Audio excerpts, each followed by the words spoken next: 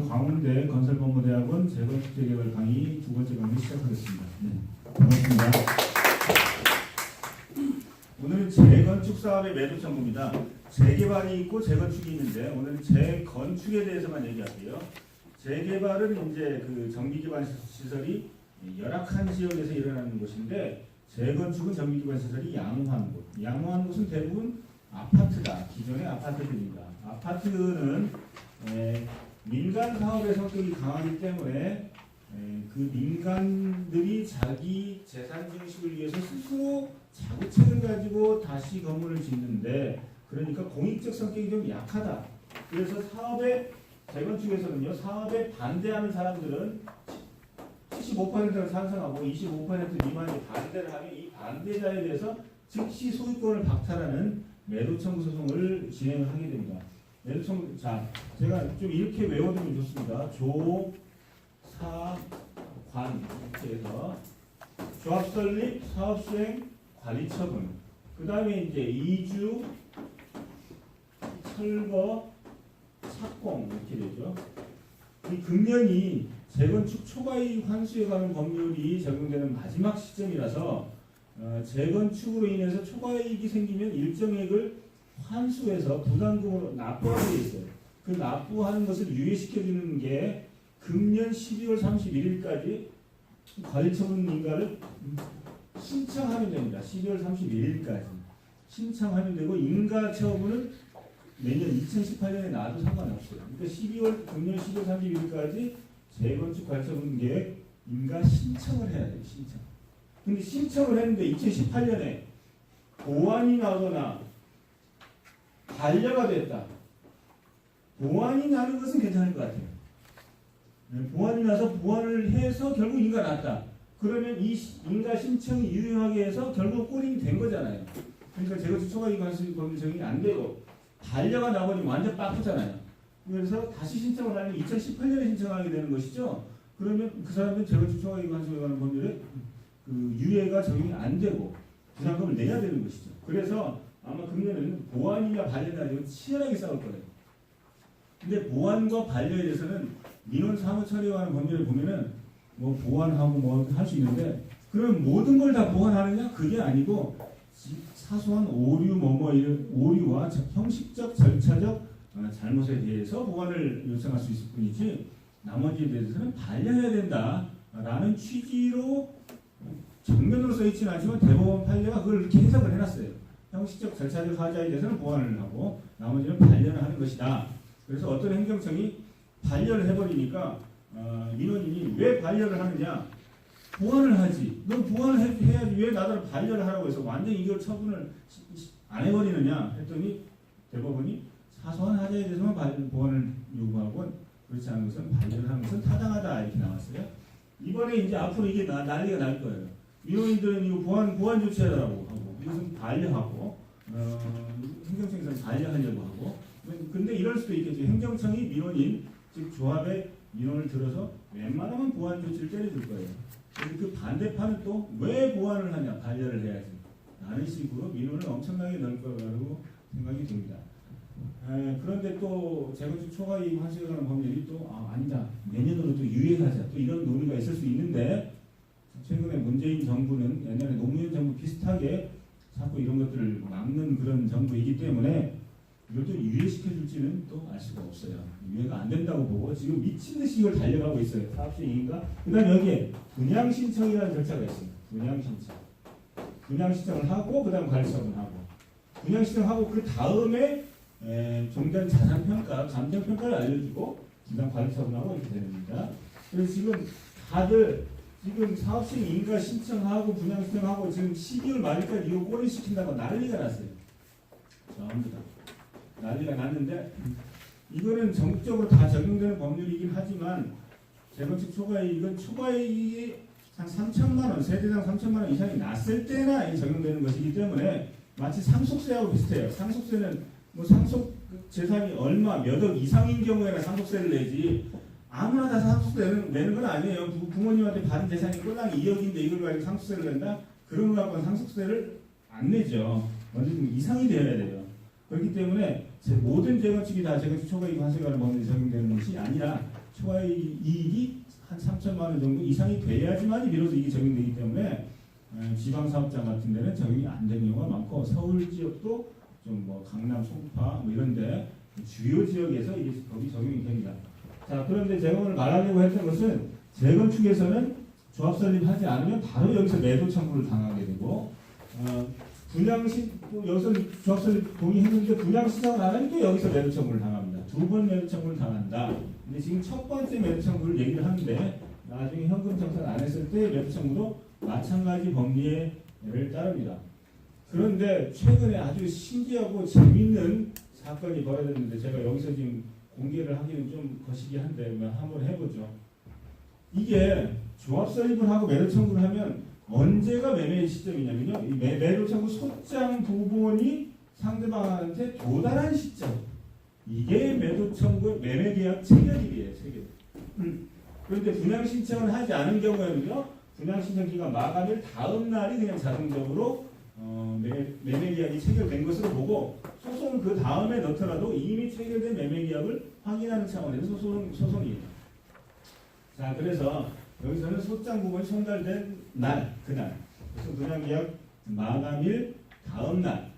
근데 이 날짜와 이 날짜의 차이가 한 2년 이상 차이가 나는 수가 있어요. 요새는 한 1년 정도 가깝죠. 2년 이상 차이가 나서 그 기간 동안에 부동산 경기가 이렇게 되기도 하고 옛날에는 이렇게 됐어요.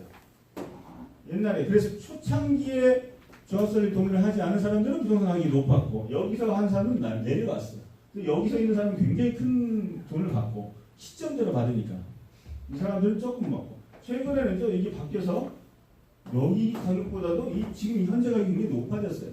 지금 문재인 정부에서 투기과열지구를 다시 지정을 하고 거기서 재건축에서 부동산 거래가 있는 경우에는 그 투기과열지구에 있는 부동산을 조합 설립 이후에 사면 조합은 자격이 없어요. 그 말은 분양권을 못 받는 거예요. 그냥 건물 콘크리트 덩어리 하나를 샀을 뿐이지 그걸 산 사람은 나중에 신축 건물을 못 받아요. 그러니까 매매가 안 되는 거죠. 그건 거의. 자, 매매가 안 되는 거예요. 왜 그렇게 했습니까? 미친 듯이 치고 올라가니까 그렇게 했겠죠. 최근에 그래서 미친 듯이 치고 올라갔어요. 그래서 여기서 분양 신청을 안 한 사람과 여기서 조합 설립 동의 안 한 사람과 이게 똑같은 건데 이렇게 가격 차이가 나요. 그래서 머리를 굴리는 사람은 매도 청구 소송을 당했죠. 소송을 진행 중이에요. 소송 진행 중입니다. 여기까지 소송을 1심 진행 중이에요.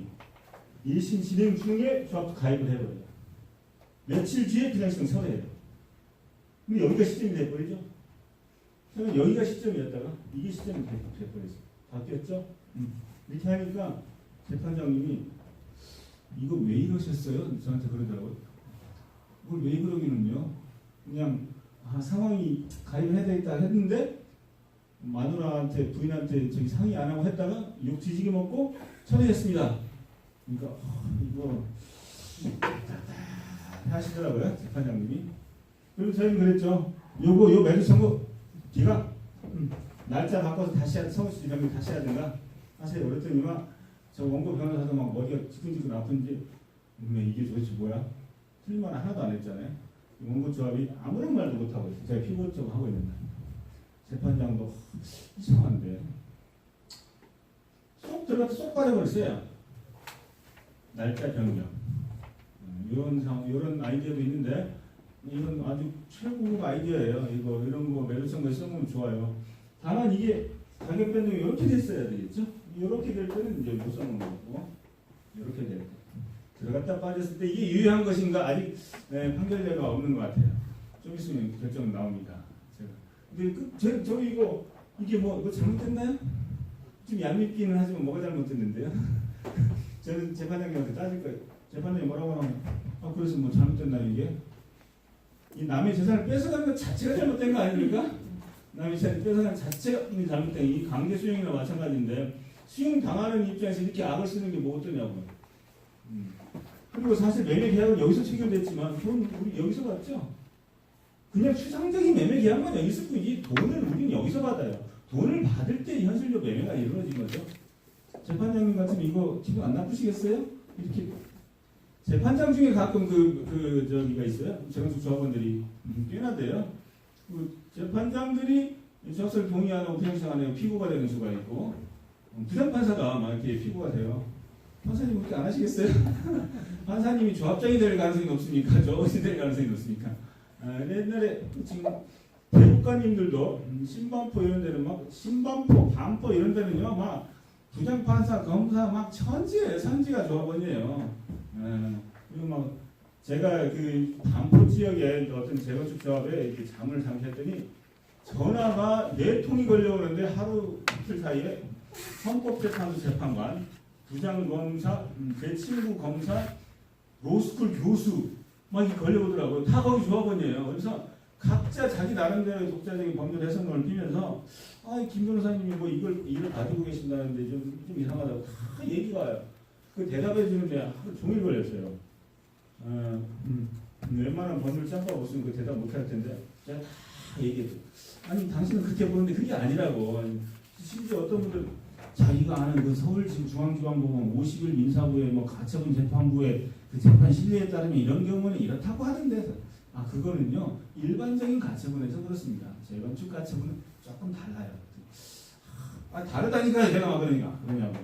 이런 거 많은데 아무튼 이런 사례도 있고 매도 청구는 어쨌건 재산을 뺏기는 거예요. 강제적으로 뺏기는 것이고 재개발은 수용인데 수용받는 것은 수용은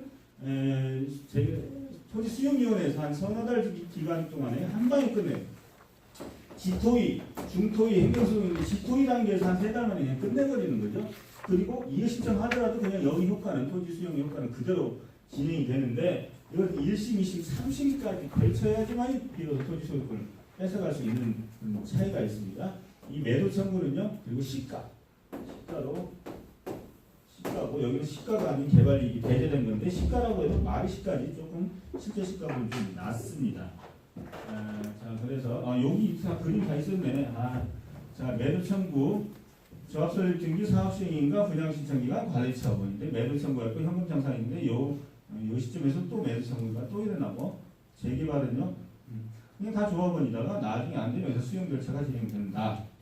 자, 매도 청구 의혹 필요성 이건 제가 이 광운대 석사학위 저도 이거 7기인가 다니면서 매도 청구권에 대해서 석사학위를 썼고 아까 원장님께서 석사학위 심사하면서 막 혼내시더라고요. 그래서 막 이거 뭐라고 하려고 했는데 아무튼 잘 해주시더라고요. 참으세요 여러분들 석사학위 받을 때 참으셔야 됩니다.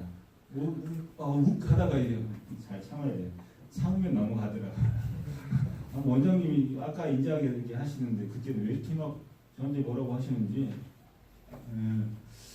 아무튼 자 매도 청구 요거는 뭐 그냥 이런 거 다 잊지 마세요 여러분. 제가 그 석사학위 논문을 좀 뽑아다가 이렇게 정리를 하다 보니까 뭐 문장이 많은데 문장 볼 거 없어요. 제 말 들으면 다 됩니다. 자 집합건물법에 대한 판례가 옛날에 있었어요. 매도 청구권 자체가 위헌이냐 아니냐 합헌이다. 이렇게 보시면 되고요. 근데 말이 합헌이지 이거 사실 저는 이 일을 하다 보면 그 토지를 뺏기는 사람들에게 심정적으로 동조를 하는데 동조를 하다가 또 조합 입장에서 보면 이 세상은 조합 입장에서 보면 저 인간들이 왜 이렇게 분파주의로 막 이렇게 뭐라고 치지? 잘 해보자는데 왜 이렇게 보이고 밑에서 보면 조합장들이 뭘 해먹으려는 사람들로 보이고 보는 입장에 따라 다 다르게 보여요. 관청 입장에서 보면 다 나쁜 놈들로 보이고 근데 다 진실입니다. 그 세 가지가 다 진실이고 근데 아무튼 우리나라는 다른 나라에 비해서 굉장히 폭력적으로 진행되고 있는 것이고 그렇게 폭력적으로 진행되기 때문에 빨리빨리 진행되는 것이죠. 옛날 여러분 프랑스 파리에 가면요 뭐 개성문인가 뭐 광장을 이중에서 방사선으로 쫙 도로가 보인대요. 그게 왜 그런 줄 아세요? 나폴레옹 3세인가? 그 사람이 싸그리 폭력적으로 재개발을 했대요. 다 때려 부수고 1800 몇 년대? 1810년 막 이때쯤이죠. 지금으로부터 200년 전이잖아요. 그때 싸그리 때려 부수고 재개발을 했대요. 그렇게 해서 지금 이렇게 아름다운 깔끔한 도시가 돼 있고 런던은 그렇지가 않대요. 완전 개판 5분 전이래요. 그 런던의 그 택시 운전사는 장난이 아니에요. 파리는 굉장히 쉽대요. 파리가 이렇게 아름답게 되는 것은 재개발 때문인데 그때 쫓겨나가던 사람들의 그 난민들의 그런 달동네 사람들의 모습이 그 그림 같은 게 있더라고요. 보니까 똑같더라고요. 지금 우리나라에 이거는 인류 역사는 그렇더라고요. 힘없는 자는 항상 당하고 위헌이냐 합헌이냐 합헌이고 싶어라 싶으니까 그냥 합헌이라고 본 거죠. 그 다음에 정비사업 강제가 있대 임의가 있대. 재건축은 미동의하면 의무가 있대라고 해서 그냥 조합원이 아니고 재개발은 그냥 다 조합원으로 본다. 재건축 사업의 연역 이거는요 이것도 그냥 읽어보지 마세요. 이런 굵은 글씨만 딱 읽어보면 되고요. 민간 주도의 자치적 사익산업이라는 특색을 그대로 유지하면서 매도청구 제도를 현재까지 유지하고 있는 것이다. 사실 재건축과 재개발을 전부 모조리 수용으로 통합해버리자라는 생각도 있어요. 재건축은 매도청구라는 재판제도를 통해서 하기 때문에 굉장히 뭔가 효율적이지 않은 면이 있어요. 매도청구 제도는 3심을 꼭 끝내야지만 3심에서 확정돼야지만 소유권이 넘어와요. 근데 수용은 지토위에서만 하면 그냥 소유권이 바로 넘어와요. 그런 점과 수용은요. 수용과 경매는 권리 세탁의 효과가 있잖아요. 수용과 경매는요. 거기 한번 푹 담갔다 빼면 너저런 권리가 싹 사라져요. 말소 기준 권리 밑에 싹 죽어버린다. 경매는. 그 선순위는 남아있지만 그리고 수용은 전체가 다 죽어버립니다. 다 싹을 다 털고 새로운 권리로 남아요. 근데 매도청구는 매매잖아요. 그대로 넘어가요. 거기에 붙어있는 가압류, 가처분, 저당권이 그대로 넘어갑니다.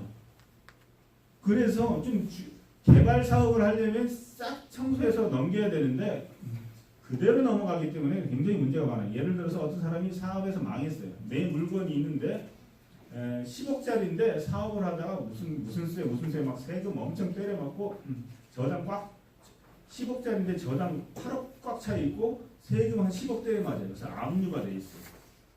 그러면요 그 소유자는 제가 좀 동의하시죠? 동의는 건 동의야. 이거 완전 깡통 재산인데 나몰라라 처박아두고 아무 짓도 안 해요. 그럼 매도청구 당해서 넘어가죠. 조합이 그러면 그거 10억짜리 물건을 사가야 되잖아요. 사가는데 그 원주인한테는 돈 한 푼 줄 필요가 없죠. 깡통이니까. 아니 저당권에 막 세금 꽉꽉 차 있죠. 빵원에 사갑니다. 그러면 조합은 그 위에 붙어있는 그 압류된 세금이나 이런 저당권 다 말소시켜야지 최종적으로 이걸 끝낼 수가 있어요. 그럼 그거를 수십억을 조합이 갚아야 돼요. 등기는 넘어간다고 하지만 결국 새로운 수분양자들한테 이걸 다 나눠줘야 되는데 그 권리를 말소시켜줘야 되잖아요. 뭐 30억짜리 재산은 10억인데 붙어있는 게 30억이야. 돌아버리죠. 그게 그대로 넘어가요. 권리 선순위자뿐만 아니라 후순위자 아니야 모든 아무튼 그런 제한 권리가 전부 다 넘어가는 문제가 있기 때문에 그래서 매도청구 제도를 없애버리고 수용으로 단일화하자라고 한 논의가 있지만 재건축은 민간주도 사익산업인데 어떻게 그렇게 할 수가 있느냐는 미적거리고 있는 것이죠. 그런 점들이 있어서 또 재밌는 일들이 그래서 재건축 사업에서는 매도 청구에 그런 어정쩡한 형태 그대로 하자가 그대로 넘어가니까 그걸 넘겨받은 조합이 무슨 짓을 합니까? 그걸 경매를 집어넣어요. 거기 있는 권리자 중에 한 명을 통해서 경매를 넣어서 권리 세탁을 시도하죠. 권리 세탁을 시도하다가 경매를 조합이 낙찰받거나 조합 관계자가 낙찰받아야 되는데 전혀 엉뚱한 일반 참가자가 받아버려요. 일반 참가자가. 근데 어떤 미친놈이 이런 거를 받지? 라고 생각하지만 이 상황을 아는 사람이 오는 거예요. 재건축 사업에서 매도 청구의 메커니즘을 매우 잘 아는 저 같은 사람이 가서 받아버리는 거죠. 받아버리면 조합은 마치 이거하고 똑같아요. 조합은요 매도 청구에서 그걸 가져와요. 그러니까 더럽잖아요. 씻으려고 물고기를 잡아서 물고기가 여기 씻으려고 이렇게 놓친 거예요. 다시 잡아야 돼요. 다시 안 잡혀요. 알까기가 돼버렸죠. 알박기가 된 거죠. 걔가 알을 박은 게 아니라 알을 만들어준 거지 우리가. 너 알밖에 아냐 이런 나쁜 놈이 누가 알이야? 네가 알을 만들었지. 이러면서 이제 그 선수들이 가서 그걸 10배 이렇게 받아먹죠. 눈물을 먹고 또 사야 돼요. 사서 또 부당이득 또 고소를 하죠. 조합이 또 고소하고 부당이득 소송을 또 내고 난리가 납니다. 이 매도 청구 이 말 제가 한 말 지금 다 알아들으셨나요? 알아듣는 분들은 좀 상당히 법적 지식이 있으신 거고 아니면 법적 지식이 없는데 왜 이렇게 잘 알아듣지 하면 제가 설명을 잘한 거고요. 자 그래서 아무튼 사익산업이기 때문에 그대로 너무 그냥 매매의 형태로 옵니다. 그 다음에 분양 미신청자에 대한 현금 청산 이것도 결국 매도 청구제도를 준용한다는 판례가 있습니다. 이거는 뭐 별거 없습니다. 자 이거는요 무슨 말이냐면은 제가 이거를 설명해 드릴게요.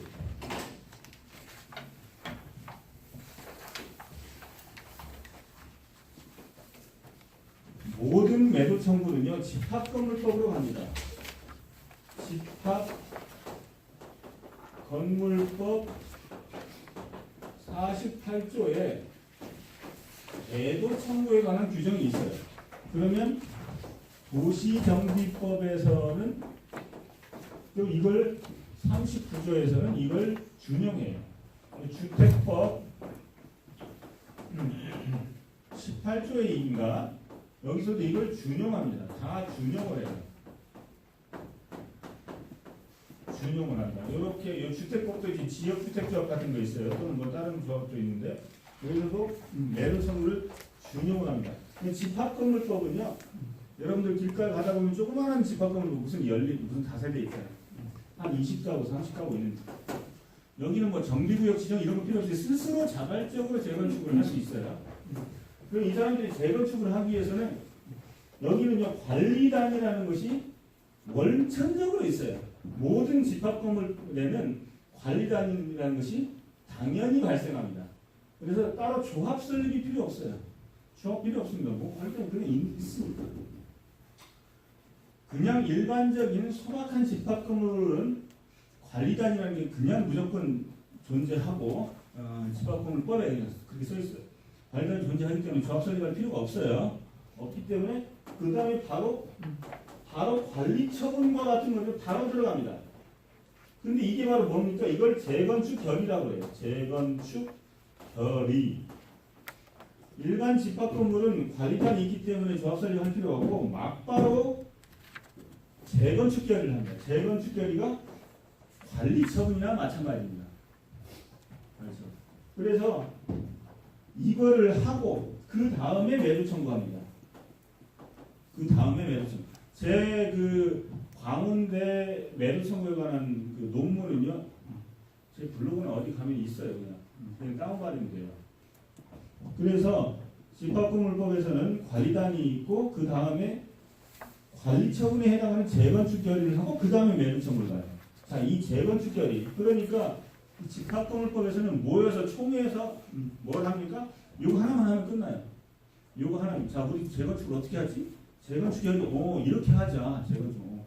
우리 나 종전 자 18평, 너 25평, 너는 2억이라고 하고 넌 3억으로 하고. 근데 25평짜리를 짓는다. 이 재건축 결의에는 모든 게 다 들어 있어요. 자, 종전 자산과 종부 자산에 대한 감정 평가와 이걸 어떻게 배분한다는 내용이 다 들어 있어요. 너는 18평이지. 근데 25평을 신청해? 그러면 추가 부담금 1억 내고 들어가. 너는 얼마? 이게 모든 계산이 다 끝나요. 여기서. 왜 다 끝나버립니다. 다 끝나기 때문에 그 다음에 매도 청구를 하는 것이죠. 자, 집합건물법에서는 재건축 결의라는 이 단일한 총회 한 번으로 재건축에 대한 모든 총회가 다 끝나고 바로 매도 청구에 들어가요. 그런데 도시정비법에서는요, 이 재건축 결의라는 것을 3단계로 나눠요. 조합 설립, 사업시행인가, 관리처분. 3개로, 조사, 관리 3단계로 나눠요. 이 3단계로 나눠서 여기서 매도 청구를 하죠. 그러니까 이게 참 이상한 게 집합건물법에서는요 재건축 결의가 굉장히 구체적입니다. 굉장히 구체적이고 이 구체적인 안을 사업안을 딱 내놨는데 나 이거 따르지 않을래, 나 안 할래. 그래 그럼 너 매도 청구. 이게 상당히 설득력이 있는 거예요.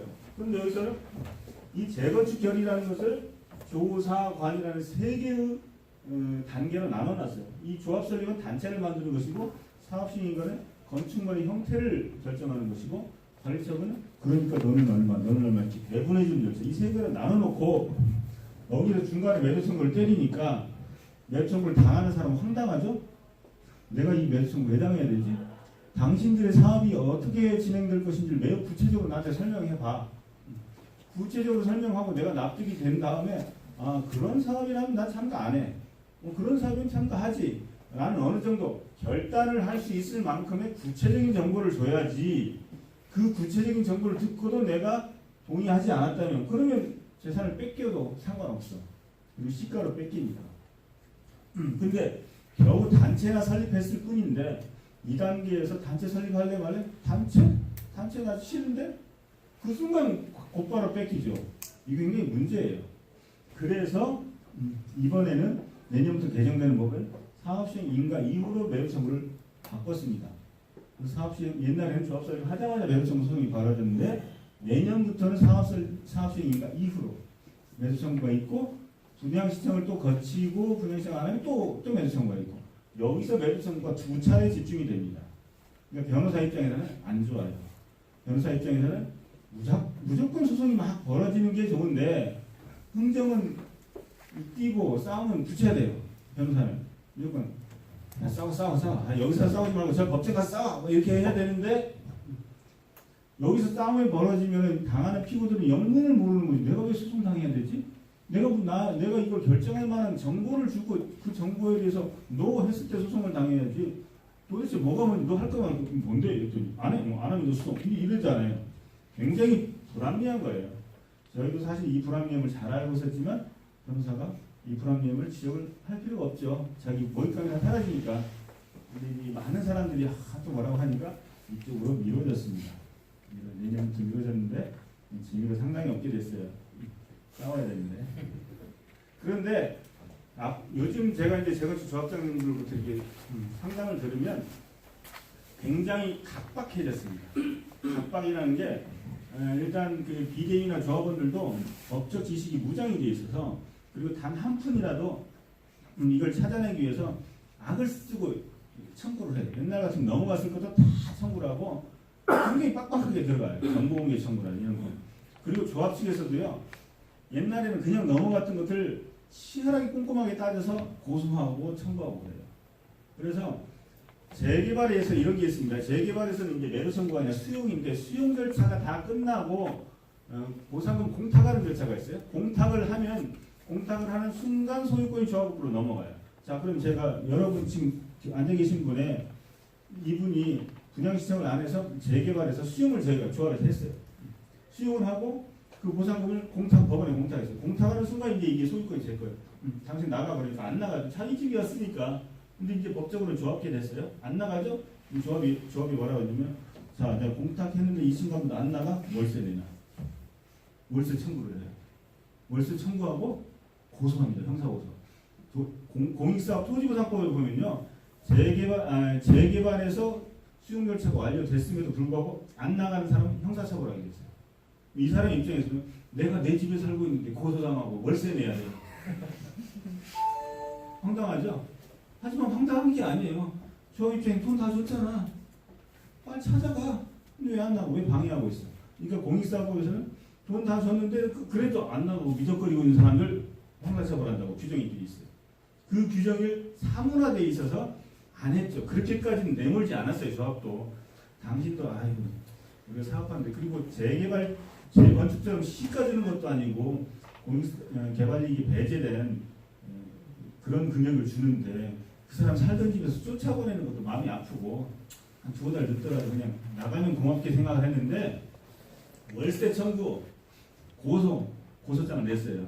고소장 내고 조합장님이랑 저랑 같이 갔어요. 그랬더니 경찰관이 동대문 경찰관이 자기가 경찰 생활 20년 하고 동대문에서 이게 많이 왔는데 재개발 사건 이런 고소장 처음 본대. 그래서 제가 그랬죠. 뭐 잘못됐나 그랬더니 아니 뭐 맞기는 맞는데 처음 받아봤대. 그리고 이런 일들이 막 생기는 거예요. 다 처음 받아봤는데 뭐 잘못된 거 없잖아요. 그동안 처벌 안 하던 걸 처벌해달라는 얘기죠. 의정부에서 또 저한테 연락이 오는데 이렇게까지 해야 되나요? 변호사님? 요새는 그렇게까지 하더라고요. 조합원들도 그렇게까지 막 뒤져가지고 다 하니까.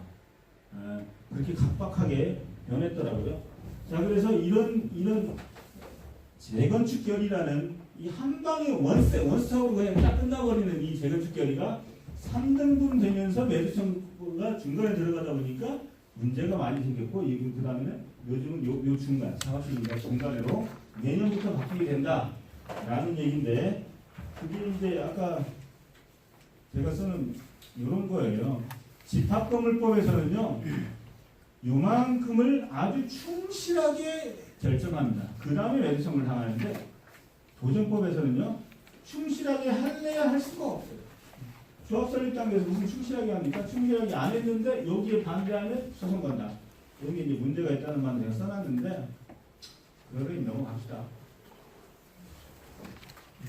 이건 몇 페이지? 17페이지에 공익사업은 강력한 소유권 시득 방법의 수용은 민간사업에는 그보다 완화된 방법인 매도 청구를 택한 것으로 보인다.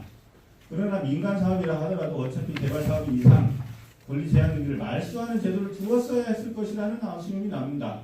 이렇게 하려면은 앞으로 매도 청구는 매매이지만 특별히 재건축 사업에 관한 관련 제한 등기가 말소된다라는 특별법을 주든가 주면은 민법 학자들 머리가 아파지고 매매인데 뭐 이게 다 없어져. 우리 그 부동산 중개사 사무실에서 매매하는 거랑 똑같아요. 매도 청구는. 다만 판사가 강제로 매도시켜준다는 것이죠. 그 차이만 있는데 권리 제한 등을 말소해. 법률가들의 특색은 기존에 있던 체계를 벗어나는 것을 되게 싫어해요. 체계를 벗어나야지만이 객관적인 정의가 실현됨에도 불구하고 체계를 위해서 정의를 포기하죠. 논리에 빠지면 그렇게 되는 거죠. 법률은요, 제가 보기에 이렇게 되는 것 같아요. 법률가들은 레고 맞추기 안에 빠져있는 어린애들이에요. 레고 이걸 다 맞추기는 하잖아요. 이게 착착착착 잘 들어맞으면 이 논리에 맞다고 생각하는 게 법률가들이에요. 근데 사업가들은요, 레고가 나와야 일단 큰 그림이자 이걸로 코끼리를 만들어. 그냥 사업가들은 어쨌든 모든 난관을 무릅쓰고 코끼리를 만들어내거든요. 근데 법률가들은 코끼리, 레고를 맞추다가 코끼리가 아니라 코뿔소가 나오면 그쪽이 좋대. 그쪽이 맞대는 거야. 왜냐, 논리상 안 된대. 논리상 이쪽으로 갈 수가 없대. 코뿔소 만들어야 된다고. 그렇게 생각하는 게 법률가들이죠. 좀 허탈해요. 사업가들이 보면 뭐 하는 거야? 그냥 가면 될 걸 갈 수가 없다고. 아득바득 우기는 법률가들이 많아요. 그냥 만들면 되지. 최근에는 유치권 같은 것도 없애버리려는 아주 혁명적 발상을 한 사람도 있어요. 유치권이 경매에 워낙 달라붙어가지고 이게 유치권 본래의 모습이 사라진 경매에서 이게 쫙 달라붙어서 뽀찌 뜯는 수단으로 바뀌었어요. 유치권이요. 그래서 유치권 아예 없애버리자. 예고등기도 아예 없애버렸잖아요. 예고등기 없애버렸고 법정지상권도 이상하게 뭐 제도가 됐고, 자, 아무튼 이런 문제들이 있다. 재개발과 도시환경 경비는요, 분양신청 기간 만료 이후에 분양신청 기간 만료 이후에 이제 수용 절차로 접어듭니다. 매도청구권의 법적 성질은요, 형성권이다. 뭐 몰라도 돼요. 그냥. 이거는 그냥 이렇게 보시면 됩니다. 요 오늘 하는 제 강의하는요, 제 논문을 갖다 이렇게 좀 이렇게 해놨기 때문에 별로 눈에 안 들어오고 제가 하는 강의만 직관적으로 알아들으시면 됩니다. 형성권이라는 얘기는요, 매도청구 소장 부분이 송달이 되면 그냥 매매계약이 된 거다. 강제적으로 매매계약을 시킨 겁니다. 판사가 매매계약을 시켰고, 자, 그럼 값이 안정이 됐죠? 값은 나중에 감정평가로 정합니다. 그러니까 황당하죠. 뭐 이미 매매계약을 체결해 놓고 값을 나중에 정하죠. 그리고 그걸 실현하는 것은 판결 선고 때 실현하고 아주 기형적이죠. 근데 이렇게 볼 수밖에 없는 문제점도 있고,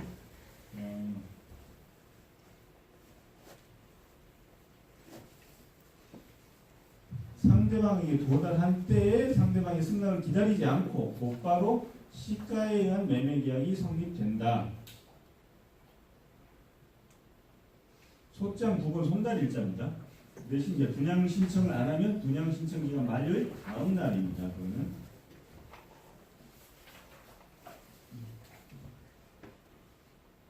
그래서 집합건물법 48조를 준용하고 있습니다. 매도 청구에 재건축 조합은 조합설립 동의 지체 없이 촉구하고, 자, 그다음에 이걸 한 거죠. 이거만 한번 잘 보겠습니다. 이 하다가 지금 9시 20분인데 10시 10분까지 강의죠. 아까 8시 40분에 시작해서 지금 40분 강의였네요. 조금 더 하고 쉬어야 되겠네요.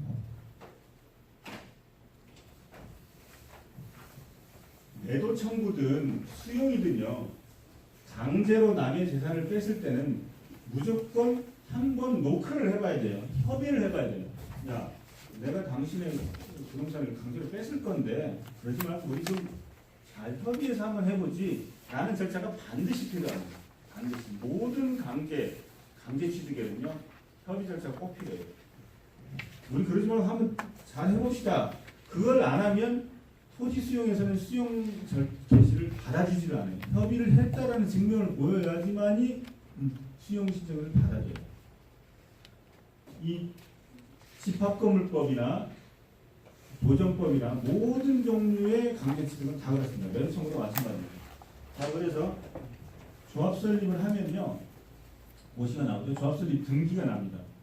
이게 뭐 거의 한 달 이내 다 일어납니다. 자, 조합 설립 등기가 되면 완벽한 조합이라는 법인격이 설립됐습니다.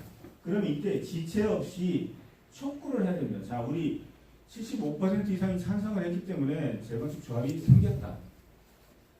그럼 75% 이상 됐는데 나머지 25% 당신들 좀 있으면 내가 당신들의 부동산을 뺏어갈 텐데 그러지 말고 그냥 우리 가입을 하시지. 우리 조합에 가입을 하세요.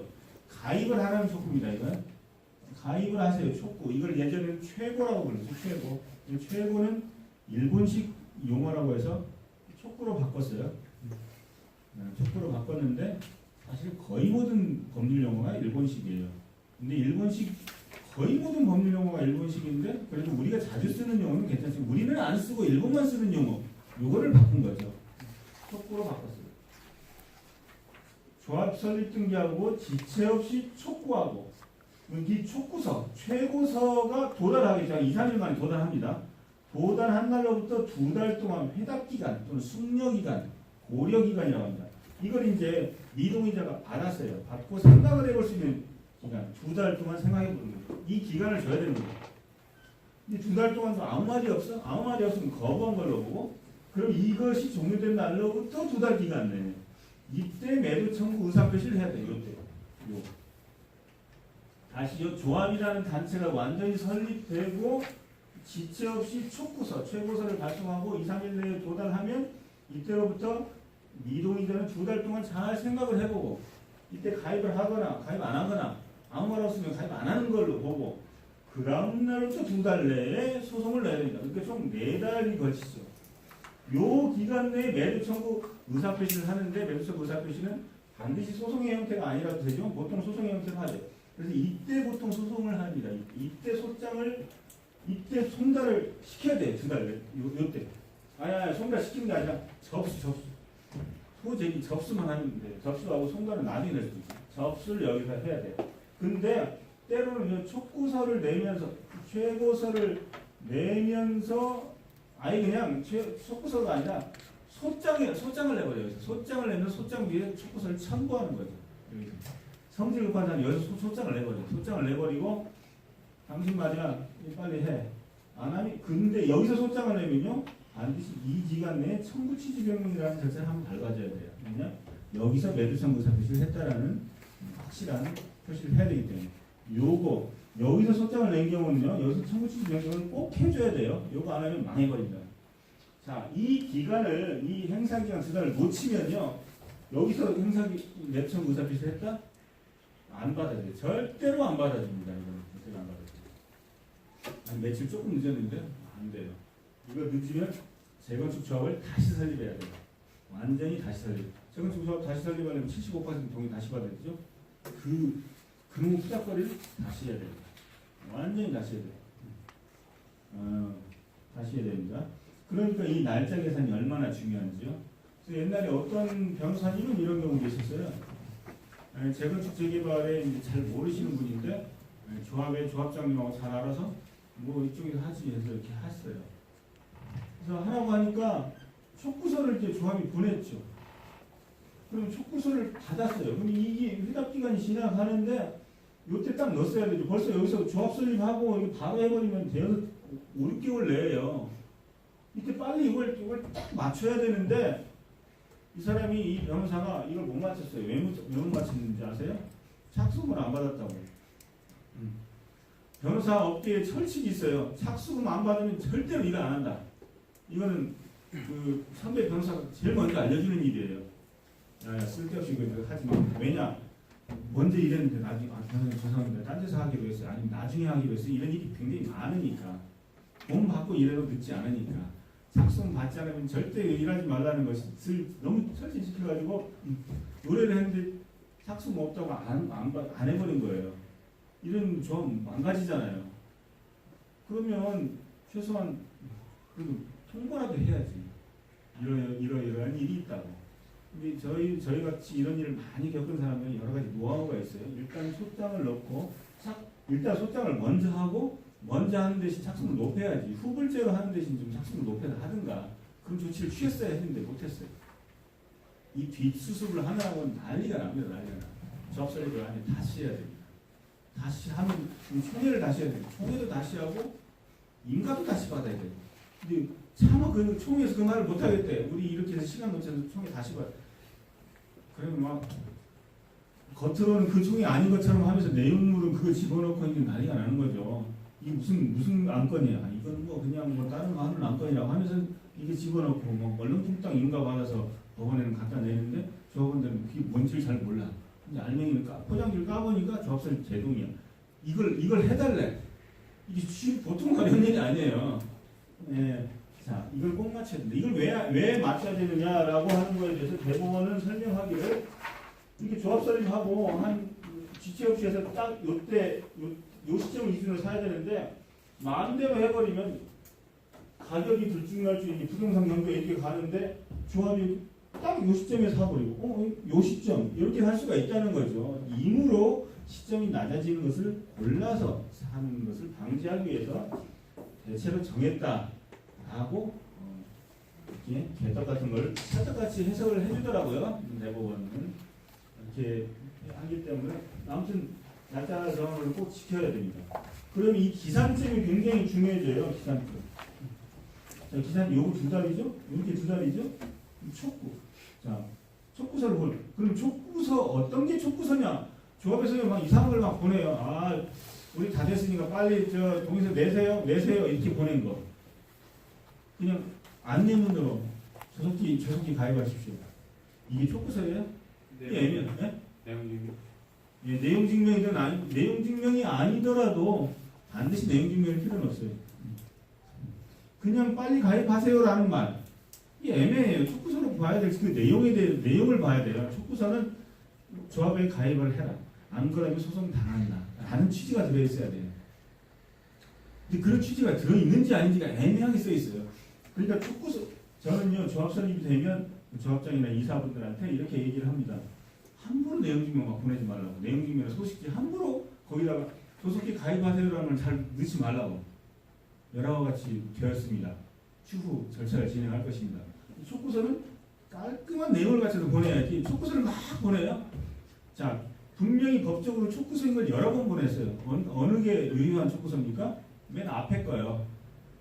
맨 앞에 거예요. 앞에 거. 맨 앞에 보면 맨 앞에서 앞에가 2개월의 기산점이에요. 근데 말 안 듣네? 맨 마지막에 보낸 촉구서를 가지고 이렇게 하려고 하면은 조합은 그렇게 생각하죠. 아니에요. 맨 앞에서부터 두 달에 이미 지났네. 촉구서 함부로 보내면 이게 기산 진행이 될 거예요. 그래서 문제고, 촉구서 함부로 보내면 안 된다. 정확히 요게 촉구서입니다라고 딱 보내야 돼요. 그러려면 소재기와 같이 해버리는 게 편하죠. 변호사 입장에서는 이때 소재기를 해야, 이때 소재기를 할 때 미동의자가 50명, 이때 소재기라면 미동의자가 30명, 10명 줄어버리잖아요. 여기서 변호사는 하는 게 좋아요. 제대로 빨리 다 물고기 도망가기 전에 빨리 소송을 넣어야 됩니다. 여기서. 왜냐? 명분은 촉구서 함부로 보내면 이거 큰일 나요. 그러니까 소장으로 그냥 확실하게 촉구서를 넣어서 보냅시다. 이렇게 하는 게 좋죠. 자, 그럼 촉구서는 그렇다 치고 이 지체 없이가 나이롱이에요. 완전히 지체 없이라는 거는 뭐가 지체가 있고 뭐가 지체가 없는 거죠? 이게 나이롱이에요. 이게 나이롱. 그래서 따져보니까 지체 없이는요 대법원 판례에서 이렇게 했습니다. 재건축 사업의 진행 정도에 비추어 적절한 시점. 이 말이 막걸리야 이게. 아무 말도 아니잖아요. 지금 뭘 어쩌자는 거야. 당신이 이 말을 가지고 뭔가를 해석해낼 수가 있어요? 그 말이 더 어렵네. 국어사전에서 단어 찾으면 그 설명하는 게 더 어렵잖아요. 지체 없이는 대충 그냥 그걸 어떻게 말로 하리? 그걸 꼭 말을 해야 되겠어? 상황에 따라 적절이라는 얘기죠. 그러니까 그래서 사례를 조사해 보니까 조합 설립하고 갑자기 조합 설립 무효소송이 들어오고 막 조합이 난리 나는 수가 있어요. 시공자를 뭐 선정했는 시공자가 뭐 갑자기 선정 취소가 되고 막 소송이 휘말리고 그 일을 막 뒤치다거리 하다가 이 매도청구에 촉구를 지체가 조금 있었어. 이건 지체 있는 거냐 없는 거냐? 그건 지체가 없는 거다. 사정상 뭐 조합이 당장 눈앞에 큰 폭풍우가 왔는데 무슨 매도청구 소송을 하고 말고 해. 조합 자체가 존속이 왔다 갔다 하는데 그런 경우는 한 1년 반 거의 2년까지도 봐준 경우가 있더라고요. 조합 설립하고. 근데 아무런 일이 없이 평온한 상태로 한 8개월 뒤에 한 것도 오케이 해준 경우가 있더라고요. 그러니까 별일 없는 평온한 상태인데도 한 1년을 넘어가면 지체가 있다라고 보는 것이고 무슨 일이 터져 한 2년이면 대부분 그런 상태는 해결이 되잖아요. 그러니까 소송을 넣어놓는 게 좋죠. 근데 서울 지역은요 조합 설립이 되면 사업 시행인가 가르쳐주는데 여기서 지체 없이 매도청 소송을 넣으라고 했는데 소송을 넣으려면 인지대, 송달료, 착수금이 필요하잖아요. 그런데 이 돈이 어디서 나와요? 시공자 선정해야지. 시공자라는 공용 협력업체가 들어가야 시공자가 이제 그 돈을 대주고 하는데 서울은 여기서 시공자를 선정하라고 돼 있어요. 이 사업시행인가 이후에 시공자가 오지도 않는데 무슨 돈을 대? 조합이 무슨 돈 있나요? 회비 건나요? 회비 원래는 재건축 조합은 회비를 걷게 돼 있어요. 근데 미쳤다고 회비 안 내잖아요, 조합원들이. 회비를 안 내니까 옆에서 온 동맹군들이 돈을 빌려주죠. 그 큰 동맹군이 시공자인데 건설사인데 건설사가 사업시행인가 이후에 선정되도록 해놓으니 이때는 돈이 없어요. 가뭄입니다. 나머지 경기도 지역은 여기서 바로 시공자 선정하고 시공자가 보증을 서거나 직접 빌려주죠 돈을. 그러면 그 돈 가지고 돌아가고 시공자는 그냥 나중에 뽑아가죠. 뽑아가는데 많이 짰다불을 뽑아가 버리죠. 자, 그런데 여기서는 돈 가뭄이 있는데 서울 지역은 돈이 하나도 없는데 매도청 소송을 넣어야 되니 인지송달료, 삭수금도 없는데 변호사 소송을 넣어야만 해요. 그래서 여기서 변호사들이 인건비 투자를 하는 거죠. 그냥 맨몸에 하고 인지송달료도 자기 돈으로 내서 합니다. 자기 돈으로 내서 하선해서 시공사 선정되고 2년 뒤에 이걸 받아가요. 인지송달료도 그때 받고 이것도 받아요. 그러니까 변호사는 거의 한 3억 이상을 투자를 맨몸으로 노동력 투자를 하는 거예요. 이 노동력 투자를 해서 여기서 몇 억의 수익률을 받아가죠. 이런 데가 그럼 뭐 받아가고 그럼 좋네. 하지만 그거 받아가려고 여기서부터 줄동을 싸고 이거 가다가 조합이 해산해버리면 어떻게 돼? 이거 어떻게 인지조성가 어디서 받아 이거? 망하는 거지. 인지조성가를 날아가는 거지. 조합장한테 소송할 수도 없고 엄밀히 말하면 각 조합원한테 다 받아내야 되는데 그걸 언제 받습니까?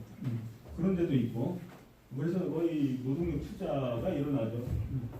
인지송달료가 이제 한 수천만 원이 들어가고요. 처분금지 가처분을 해야 되거든요. 이때 처분금지 가처분을 하는데 그 가처분 비용이 7천만 원이죠.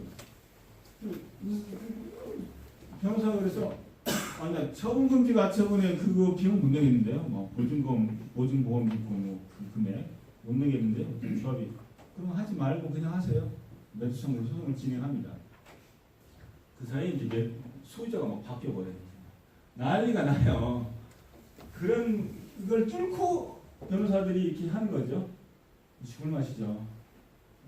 그렇게 해서 한 서너 군데 했는데 돈이 안 들어오는 데도 있고 돈이 들어오는 데도 있고 다들 그렇게 하고 살아요. 그리고 이렇게 사는. 자, 그래서 이 네 달의 기산점, 요 지체 없이냐 이 촉구냐가 이게 굉장히 중요하고요.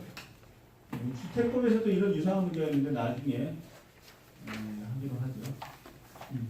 그리고요, 이 매도 청구가 적법하려면 이 기산점을 잘 따져야 되는 것도 이거 촉구가 제대로 됐느냐 하고 지체 없이 하고 조합 설립 등기하고 이 조합 설립 자체가 유효한지를 또 따지게 돼요. 이 피고들은 야 조합 설립 제대로 잘못된 거 아니냐? 라는 걸 따지게 됩니다. 유효한 조합 설립 동의 이런 것들을 따지게 됩니다. 최고, 촉구.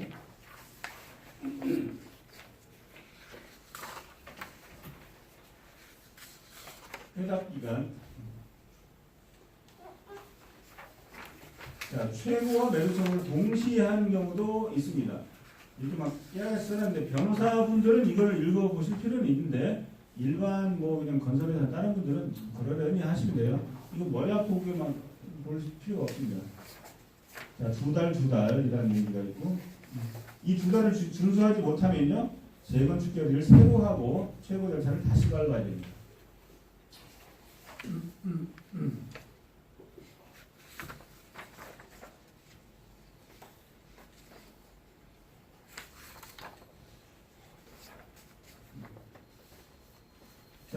자, 빨리빨리 넘어가서 32페이지입니다. 매도청구권 행사의 효과, 계약 체결 시점은요.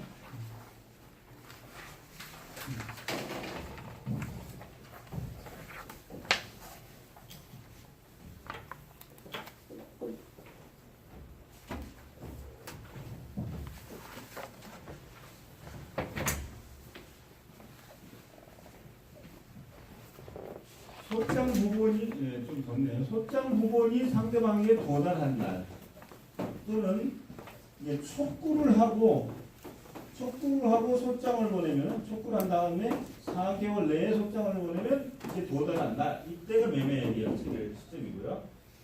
촉구와 소장을 한꺼번에 보내요. 한꺼번에.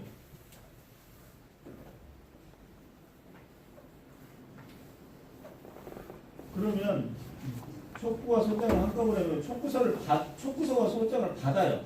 이 도달한 날로부터 숙려기간, 회답기간, 고려기간 2개월 동안 충분히 생각했죠.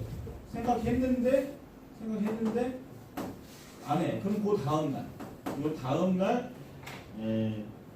매매 계약이 체결된 것으로 봅니다. 소장의 최고서를 첨부하여 송달하는 경우는 최고서 송달이 2개월이 경과 다음 날. 그래서 이 매매계약 체결 의제 시점은요. 이날이 감정평가의 기준이죠. 그래서 감정평가를 현재 시점이 아니라 과거의 시점으로 소급해서 감정을 하면 소급감정이라고 해서 할증료가 붙더라고요. 감정평가를.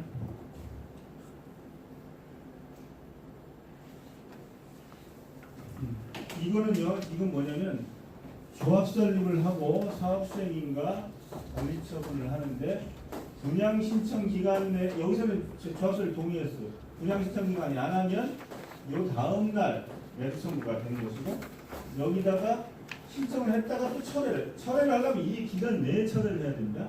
분양 신청했다가 철회는 이 기간 내에 이 다음 이거 지난 다음에 철회는 안 돼요. 이 기간 내에 철회를 해야 됩니다. 그러면 분양 신청 기간의 종료일 다음 날에 매매계약 성립이 의제된다.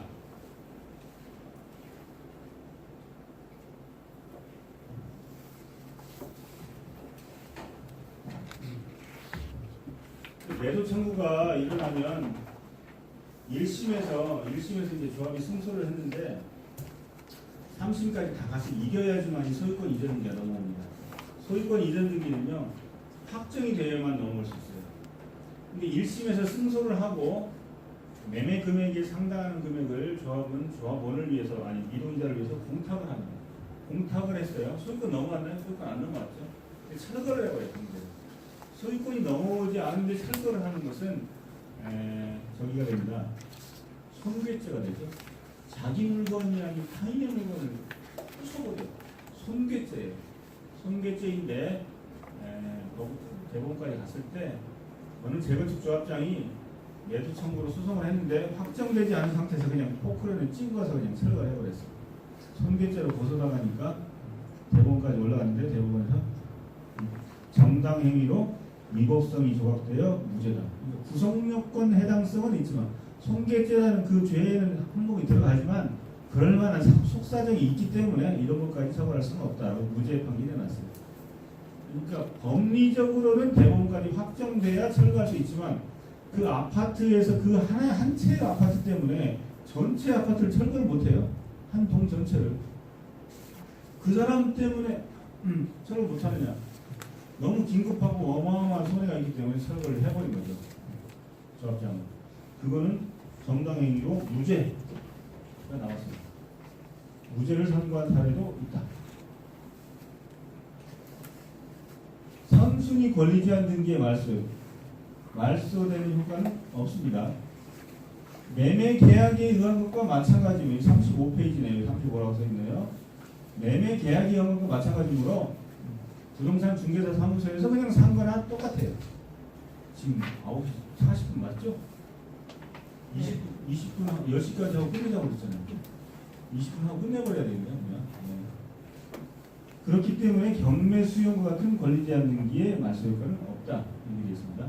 오늘 이 강의안이 몇 페이지까지 해야 되죠? 저희가? 41페이지 지금 거의 끝나가죠? 네, 이 순서대로 해서 한번 끝내면 되겠네요. 10까지 오는 거니까.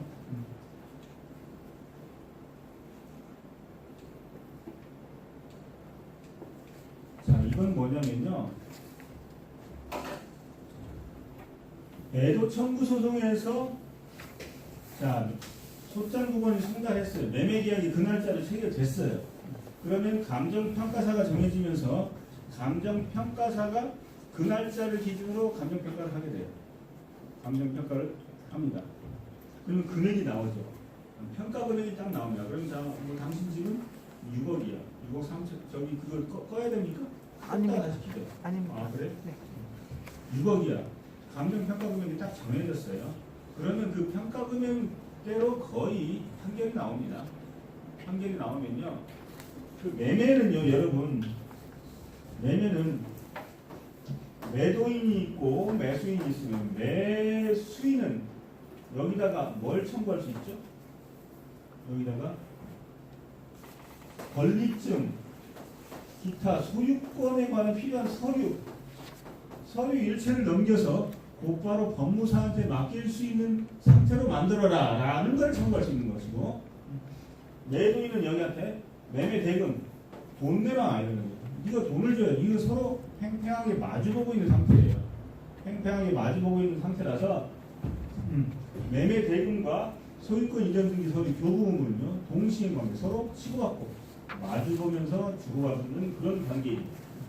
이렇게 이런 상태를 동시행 관계라고 합니다. 매매는 거의 모든 계약이 다 그렇습니다. 동시행 관계인데 어느 한 사람이 자기 할 도리를 다 하면 상대방의 의무가 채무불이행 상태가 됩니다. 자, 매수인이요. 그래 돈 달라고? 오케이. 10억 여기 있어. 당신 찾아갈 수 있도록 다 해놨어. 빨리 찾아가. 공탁을 해놓는구나. 해보면 언제든지 찾아갈 수 있죠. 언제든지 찾아갈 수 있기 때문에 그 순간부터 이제 매도인은 이 서류 이전 의무에 대해서 채무불이행 책임을 지고 사실하게 계약 해지를 당하고 손해배상을 당합니다. 그러면 여기서요 매수인이 조합이에요. 조합. 매도인은 미동이자한테 조합이 야 너 네 부동산 팔아. 우리 사업에 참가하지 않는다면서 나한테 팔아. 그럼 금액 얼마? 금액은 뭐 평가사가 평가사. 평가사가 6억 5천 이거 정했어. 정하는 순간 이제 미동이자는 거죠. 여러분, 자, 조합이 매청 소송을 걸어서 미동이자가 이제 팔게 됐어요. 6억 5천이 딱 정해졌어요.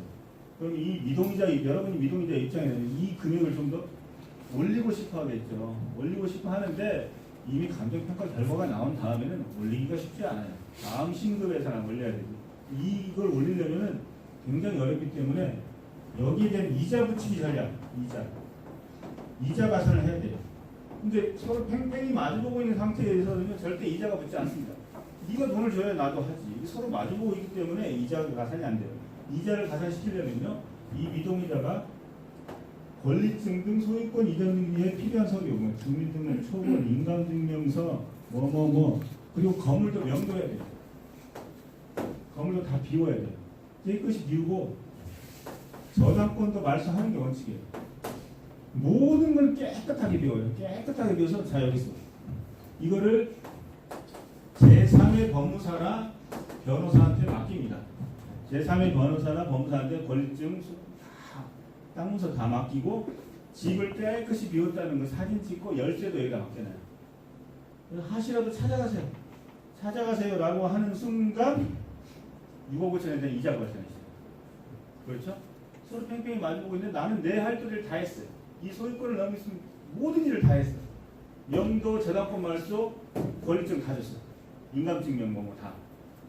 그 순간 6억 5천에 대한 이자가 발생하는데 이 이자는 보통의 경우라면 5% 또는 6%가 발생하는데 소송상으로는 15%가 발생해요. 소송에서는 15% 발생.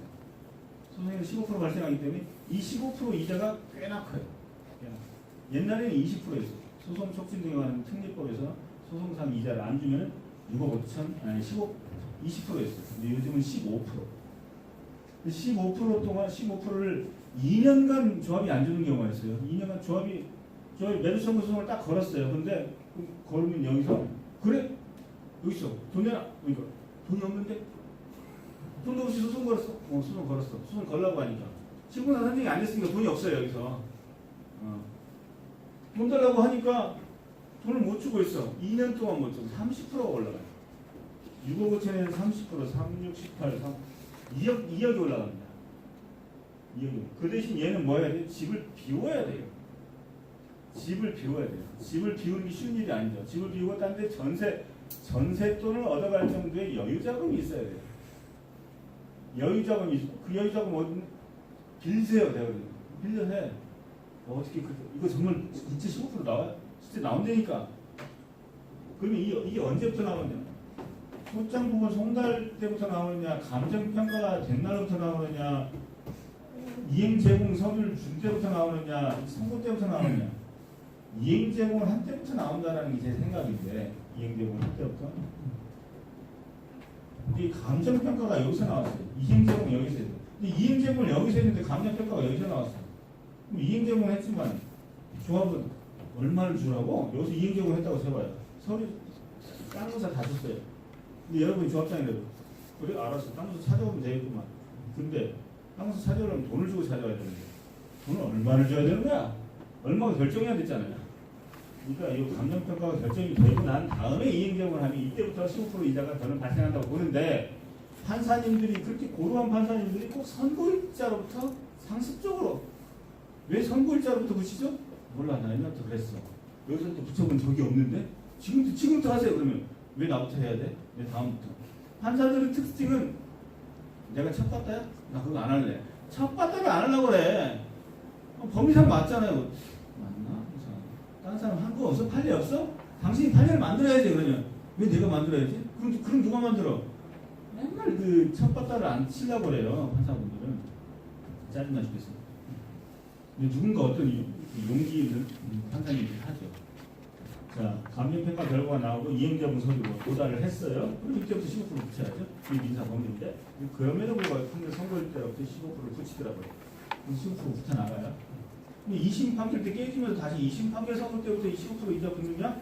그건 아니고 여기서부터 붙는 경우 붙습니다. 잘 붙여서 그래서 한 30% 받아가는 경우가 꽤나 돼요. 이 상태를 저희가 만들어드리고 이 이자의 10%를 제가 따먹는 그런 업무를 개발을 했어요. 저희 사무장이랑. 이걸 개발을 해서 제가 한 4년 전에 광운대 건설공무대학원에서 뭔가 이렇게 세미나를 하는데 그래서 제가 발표를 했죠. 이를 위해서 이 저금리 시대에 최고의 재테크 방법으로서 법원에 수송 촉진 등에 관한 특례법상 20% 이자를 따먹는 방법. 매수청구 당연히 오케이 잘 됐어. 여기서 지금부터 이제 집 비우고 집 비울 돈이 어디 있지? 대출 받아서 비우고 이렇게 하는 거죠. 20% 나오냐? 나와요. 진짜 나와요. 진짜 나옵니다. 진짜 나와요. 그랬더니 최고의 재테크입니다. 이 새로운 재테크들 했더니 여기로 또 실망하시던 부장판사님께서 헐 저런 게 있었나 웃으시더라고요. 자 이런 제도가 있어요. 그래서 그리고 이 소송은요 조합이 여기서 이쪽으로 소송하죠. 매수청구 이렇게 합니다. 단서 때려야 돼요.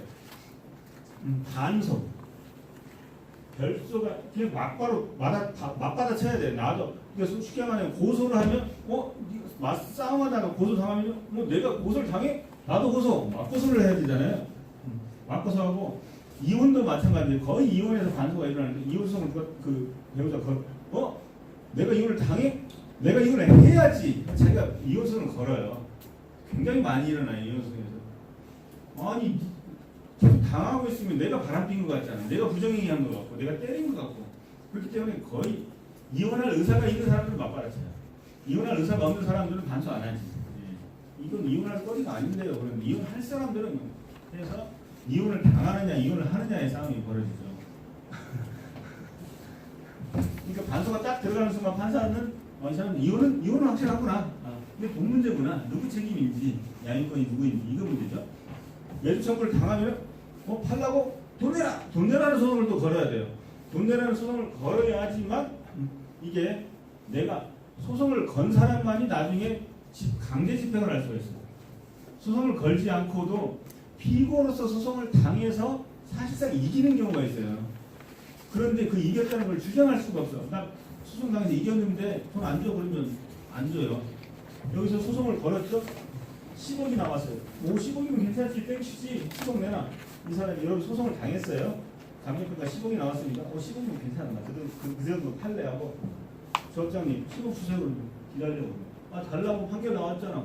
그 판결은 내가 받았지 네가 받았냐? 이렇게 하는 판결을 받은 사람만이 돈을 달라고 할 수 있어요. 안 주면 강제로 때려야 되죠. 강제로 집행하는 건요 원고만 할 수 있어요. 원고. 돈 안 줘? 돈 달라고 찍을 수 있으려면 소송을 걸었어야 돼. 맞고서도 했어야지. 이걸 모르고 피고로서 응소만 하는 변호사들이 있어요. 그리고 나 잘했지 하는데 사실상 이겼어. 조합장한테 돈 달라고 하면 기다려. 이자 나오면 기다려 나중에 줄게. 나 이사 가야 되는데 집 얻어놨거든. 빨리 돈 내놔. 기다리라고. 강제 집행한다 해봐. 안 돼요. 강제 집행이 안 돼요. 집행권이라는 판결문은 자기 이름으로 획득해야 됩니다. 반소를 해야 돼요. 반소 안 해가지고 저한테 오는 것도 많아요. 어느 변호사님이었어요? 글쎄요, 그냥 그 변호사님은 반소라는 게 입속 필요하다는 걸 모르는 거죠. 이혼 사건에서도 반소를 때려서 하는 것과 안 하는 게 좀 느낌이 다른데 여기서는 특히나 더 그래요. 반소를 때려줘야지 나중에 내가 그 조합을 자꾸 흔들 수가 있어요. 반소를 안 해놓으면 나중에 사실상 이긴 판결을 가지고 와서 다시 별소를 걸어야 돼요. 자기가 원고에 있대. 그래서 그 별소 판결문을 들고 비로소 조합장한테 가서 돈 달라고. 안 내놔 그럼 조합 재산 압류해서 뺏어내야 돼. 압류해서 뺏어내려면 자기 이름에 판결문이 있어야 돼요. 거기서 감정 평가를 하는 시점이 감정 평가를 하는 시점 아까 소장 부분 송달이에요. 소장 부분 송달이에요. 그러니까 소송이 진행되고 소장 부분 송달 여기서쯤 되겠죠. 제1회 변론기일, 2회 기일, 3회 기일 이렇게 있죠. 요때 소장과 촉구서를 같이 보내면 여기 소장과 촉구서를 같이 보내면 그 도달한 날로부터 2개월이 지난 그 다음 날 요 날짜가 그냥 감정평가 기일이 되고 감정평가사들에 대해서 제가 쓴 빨간 책 아까 지난번에 첫 시간에 보여드렸죠. 재건축 재개발 법대로 하는 거 그때는 한번 사서 보세요. 정말 재밌어요. 어렵지 않아요. 쉽습니다. 거기에도 많이 써놨는데 무슨 얘기가 들어있더라? 까먹었네. 공시송달도 돼요. 뭐가요? 공시송달이요? 됩니다. 다 돼요. 다 되고 공시송달 한 상태로 감정평가하고 공탁해놓고 할 수 있어요. 근데 공시송달로 이기면 나중에 피고가 나타나서 아무 때나 추환항소라고 해서 자기가 안 날로부터 2주일 내에 항소를 해버리면 또 하니까 피곤하죠. 그래도 공시송달을 할 수밖에 없으면 해야 되고요.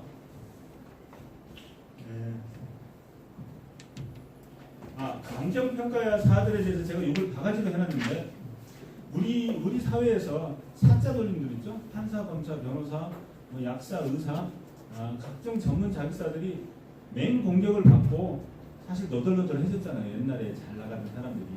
이제 판사들도 맨날 얻어먹고 검사들도 막 맨날 새껌이니 검사니 막 이렇게 욕 얻어먹고 변호사도 막 욕먹고 평가사가 욕을 안 먹고 있어요. 평가사가요. 여러분의 재산을 좌지우지하는 사람들이에요. 그 평가사의 평가를 또 평가에 보따위를 했어. 이걸 누가 견제해야죠? 평가사가 견제할 수밖에 없어요. 근데 변호사라는 존재는 원고 측이 있고 피고 측이 있고 서로 막 네 말 틀렸어. 당신 연속 몇 개야? 요수 몇 개야? 이것도 몰라. 막 서로 막 경쟁을 하고 판사하고 싸우고 검사하고 싸우고 이렇게 백가지 명색으로 싸우면서 뭔가 도출되고 판사 검사도 언론이 막 까고 그래서 이제 검사의 유일한 그 적은 이제 기자잖아요. 검사가 좀 모셔야 되는 사람. 평가사를 견제하는 사람이 없어요. 평가사는요, 여러분의 재산을 딱떡 무로 잘라버리는 사람이에요. 평가사는 대법관이에요. 여러분의 재산이 매도청구 당하면요, 정해버립니다. 그 사람이 한 명이 딱 한 명이 정해면 끝이에요. 거의 안 바뀌어요. 그래서 평가사를 견제할 수 있는 사람은 평가사밖에 없어요. 평가사를 법정에 불러내서 당신 말이야 왜 이걸 이렇게 평가해서라고 변호사가 뭐라고 하면 평가사들이 그것 말이죠 변호사님 뭘 잘 모르셔서 그런데 이렇게 막 전문용어를 하면 소리라는 건지 알 수가 없잖아요. 뭘 말을 해도 안 돼, 안 통해. 제가 그래서 하도 열받아가지고 판사님 이 평가사 하는 말 이해하십니까? 모르시죠? 저도 몰라요. 모르는데 우리가 이 자를 어떻게 탄핵할 수 있습니까? 평가 다시 받아보는 수밖에 없지. 다른 평가사에서 다시 평가받는 수밖에 도저히 방법이 없습니다. 왜 모르시면서 아는 척 하시냐라는 식으로 얘기를 했어요. 이렇게 건방지게 얘기 안 했지만. 당신도 아무것도 모르. 판사는요 맨날 변호사한테 변호사님 이걸 왜 재감정하자고 하세요? 이게 이 첫 번째 감정이 뭔가 잘못됨이 있다는 것을 변호사님 지적을 하시면 그러면 재감정할게요 라고 하죠. 판사님 저 모릅니다. 몰라서 지적을 못하겠어요. 솔직히 얘기해버려요. 판사님은 아십니까? 제1심 판결이 뭔가 잘못됐다는 것이 분명해져야만 항소합니까? 그냥 기분 나쁘면 항소하는 거잖아요. 항소심 열면 그냥 항소심 진행하잖아요. 근데 왜 감정평가는 안 하겠다는 거냐고. 막 악을 쓰고 지랄을 하니까 해주더라고요. 해줍니다. 그럼 평가에 대해서 강력하게 다쳐야죠. 평가사분들 굉장히 많은데 감정평가 개발이 자 그리고 이거는요 요 페이지를 한번 보세요. 39페이지 한번 보세요. 이게 주택법상의 매도 청구예요. 주택법상의 매도 청구 지역주택조합이라든지 또는 주택법상 사업 승인, 사업 시행자 자격을 취득한 건설사나 같은 시행자들이 매도 청구를 할 때는요 지구단위계획 결정고시 하고 조합을 설립하거나 또는 조합 설립하지 않냐고 자기가 시행자가 돼서 사업계획 승인을 득합니다. 득한 날로부터 사전 협의를 개시하고 사전 협의를 3개월 동안 합니다. 아까는 그 재건축에서 최고가 이 2달이죠. 여기서는 사전 협의 3개월입니다. 3개월이 끝나고 2개월 이때 매도 청구를 해야 돼요. 이때. 그리고 그런 이 사전 협의를 여기서 소송을 걸어놓고 사전 협의해도 됩니까? 대법원 판례. 소송 걸어놓고 소송 도중에 사전 협의해도 됩니다. 이렇게 해놨어요. 여기는 3개월, 2개월이에요. 그러면 사전 협의 개시로부터 3개월이 딱 끝난 이 시점부터 두 달 내에 해야 되는데 이 판례가 아주 지랄 같은 게 그리고 법조문이 희한하게 되는 게 3개월 이상 협의해야 됩니다. 3개월 이상. 협의를 4개월을 했어요. 그러면 이 2개월의 기산 시점은 협의를 실제로 한 4개월, 이때부터 2개월이 돼요. 그럼 이 도대체 이 2개월은 3개월 이상 협의하라고, 법정으로 3개월 이상 협의하라고 돼 있어요. 아, 그 진짜 이게 지랄 같아요. 그럼 4개월 협의했다고 주장하면 4개월 때부터 이걸 마시는 거죠. 그러면 이 사람들이 소송을 여기다 놨어. 그러면 여기서부터 2개월을 해서 여기까지 협의했는데요? 라고 주장하면 되는 거죠. 도대체 협의의 종료일이 나이롱이야. 나이롱일 수도 있다는 판례를 냈어요. 근데 그 판례 사안을 찾아보니까 3개월에서 약간 오버됐어요. 그리고 실제로 협의를 했어요. 법조문에 3개월 이상 협의하라고 돼 있고 그 사안에서는 3개월을 넘어 실제로 한 4개월까지 정말로 진지한 협의를 했어. 그렇다면 거기서부터 4개월째로부터 2달이라고 해야 되는데 그 판례가 나오자마자 이 3개월 여기서부터 한 1년 뒤에 매도청구 소송을 해놓고 가만히 있어. 그럼 여기서 2달. 여기까지 협의했거든요, 저희가. 라고 주장을 해요. 뭐 어떻게 협의했어요? 저희가 문서를 보냈는데 아무런 답이 없더라고요. 그게 협의입니다. 요딴 소리를 하고 고등법원에서 그걸 받아주더라고요. 이해되시나요? 제 말 지금? 이해했어요? 네. 이게 기산점이 나이롱이야. 그 나이롱의 근거가 이제 도전법에는 1개월인데 도전법은 딱 2개월이에요. 근데 여기 3개월 이상이 되고 좀 오버돼도 되고 과정인데 좀 오버되면요 이만큼 오버가 되거든요. 그러면서 저희한테 하는 그때 내가 저기 조정하자고 했잖아. 근데 조정 안 하대? 협의했잖아. 그럼 그런 식으로 하면 여기서 재판을 걸어놓고 재판이 2년을 끌었는데 1심, 2심. 그럼 무조건 다 협의네. 재판을 걸어두면 다 그냥 협의네. 그렇게 치면 이 면청 기간 2개월이 무슨 의미가 있나요? 아무런 의미가 없어지죠. 그렇게 해서 지금 상고심으로 올려놨어요. 거기서 저희가 이기면 완전한 알바끼가 돼가지고 이기는데 좋은데. 아무튼 주택거래 이런 문제가 나타납니다. 끝나버렸네. 10시 지금 되는데 이건 매도 청구와 수용의 차이가 있다. 매도와 수용의 차이. 그리고 매도 청구는 재건축에서 두 차례 일어난다는 얘기죠. 매도 청구는 서로 주고받는 거라서 동시행 관계이고 누군가 하나를 자기 의무 이행을 하면 상대방이 이행 시체에 빠지면서 이자가 나타나게 되고 이런 다양한 기술들이 전개가 됩니다.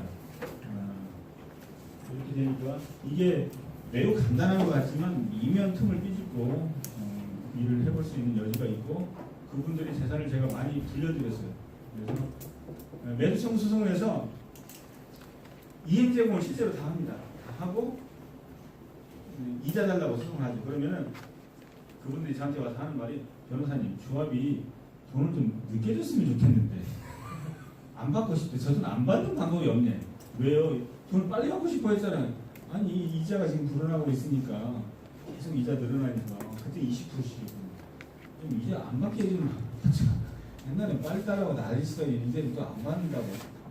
그쪽에서 돈을 언제 갚느냐는 그 사람들이 돈이 언제 생기느냐에 따라 달려있죠. 그렇기 때문에 제 권한 범위 바뀌라고 한 1년 만에 갚아보니까 섭섭해하면서 이자를 받더라고요. 이자가 꽤나 나왔어요. 그래서 그렇게 해서 받는 이자가 감정평가를 다시 해서 감정평가 금액을 높이는 것보다 효과가 더 있었어요. 감정평가 여간해서 안 올라가거든요. 평가사들이. 평가사들이 평가사가 우리나라에 4,400명인가 있다고 하더라고요. 검사가 한 2,000명, 판사가 3,000명, 변호사가 25,000명 있는데 평가사가 한 4,000명이 있는데 평가사 4,000명은 자기끼리 어떤 그룹 있어서 거기서 튀는 짓을 못하죠. 변호사들은 각자 마이웨이잖아요. 그냥 주장을 하는데 주장이 아니 말고 항상 이래요. 변호사는 항상 아니 말고 굉장히 자유롭게 주장을 하는데 평가사들은 자기들만 룰이 있어서 그걸 벗어나면 왕따가 된대요. 그래서 내가 평가사 몇 번 꼬셔가지고 요새 당신들도 먹고 살기 힘든 것 같은데 거기서 나와 뭐 줄 거 있는데 뭐 먹을 거 있는데 그냥 사업 시행자 측에 평가사는 대부분 사업 시행자 측에 서 있어요. 평가사의 붓 하나에 우리나라의 예산이 수조 원이 왔다 갔다 합니다. 우리나라 국가가 뭐 아산, 삼성 아산 탐정 뭐 하는데 대규모 땅 개발하고 토지 수용을 다 하잖아요. 거기다 무슨 공장도 짓고 하는데 그 보상을 해줘야 되잖아요. 그 보상금 평당 얼마나 높여도 국고가 엄청나게 나가요. 엄청나게 나가는데 평가사들을 지휘감독하는 국토교통부에서 전달하세요. 그러면 잘 해드리겠죠. 그거와 재건축 재개발 이렇게 있으면 시행자들이 있으면 평가사들은 시행자 측에 붙어야 일감을 따오죠. 이런 서민들의 호울리게 돈을 받아먹는 습관이 아직 안 돼 있어요. 변호사들은 서민들한테 가서 코 닦아주고 돈 받는 것에 이제 익숙해졌어요. 당연히 해야지 뭐. 당연한 거 아니야? 창피하지 않아. 근데 평가사들은 그렇게도 안 해요. 그렇게 해야지. 빨리 나 따라와서 그렇게 해. 저를 따라오는 평가사들이 몇 분 있어요. 이것도 장사가 되네요. 그렇게 해야지라고 제가 하고 있습니다. 한 3분이 지났는데 오늘 매도청구 이렇게 했고 다음 시간에는 현금청산 매청과 그 비슷한 겁니다. 강의를 하도록 하겠습니다. 감사합니다.